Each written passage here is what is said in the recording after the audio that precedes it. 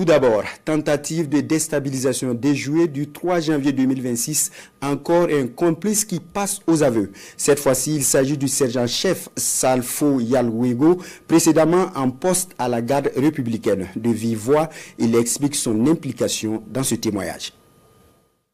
Je suis le sergent Yalwego Salfo, matricule 12 180 10 463, en service à la garde républicaine, plus précisément au bataillon d'appui de protection des sites 2. Il y a de cela 2 semaines environ, un numéro inconnu m'a appelé plusieurs fois dont je n'ai pas décroché. C'est là, quelques minutes plus tard, mon oncle El Wimenga Ali, commerçant de profession résident à Zignaré, m'a contacté que de décrocher le numéro car c'est lui qui a donné mon numéro de m'appeler, que c'est son ami El Sakande m'a dit. Chose que j'ai pu faire, j'ai décroché l'appel. El Sakande m'a fait savoir qu'il veut me voir très urgemment, qu'on peut se voir à quelle heure.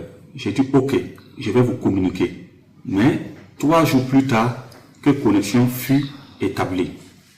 Et ça a été au terrain de la Perle à Ouaga 2000, côté est du terrain. Arrivé, il m'a salué et il a appelé un numéro, mais passé. Et la personne a commencé à me parler à ces termes. Ça va? J'ai dit ça va. Et à Ouagadougou, j'ai dit tout va bien. Il y a quelle nouvelle là-bas? J'ai dit tout va bien. Tu sais c'est qui? J'ai dit ah vraiment je ne vois pas c'est qui. Et, ah bon? Ok. Que c'est le lieutenant-colonel Paul-Henri Sandaogo d'Amiba au téléphone. Chose que j'ai dit, ah ok, tous mes respects. Il dit bon, et après on va causer avec toi. Et notre communication s'est arrêtée là-bas ce jour.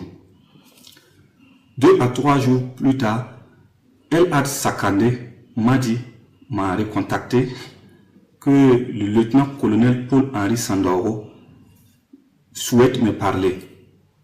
Mais je peux passer tout de suite. J'ai dit, vous êtes à quel niveau? Il m'a donné l'aliment qui était à son bureau. Chose qui fait, j'ai été. Et il a appelé le lieutenant-colonel Paul-Henri Sandaogo me passer. C'est là, le lieutenant-colonel Paul-Henri Sandaogo m'a fait savoir qu'il est soldat comme nous, comme moi, et il sait que c'est pas simple. Mais tu ne demandes pas. Mais j'ai une commission pour toi. Que la commission sera disponible soit demain ou après-demain avec El Sakande Madi que tu pourras passer récupérer. Chose que je l'ai remercié pour l'acte qu'il venait de faire. Et qu'il a précisé également que El Sakande Madi va me préciser des choses, des trucs. Après notre échange, il a coupé. C'est là El Sakande m'a fait savoir de façon claire que c'est un projet de coup d'État. Mais il s'attend de moi de mobiliser des hommes pour la réussite du coup d'État. Chose que j'ai acquisée sans rien dire. Et on s'est quitté sur ça. Le 2e jour que je devais récupérer mon colis, j'ai appelé El Sakande Madi.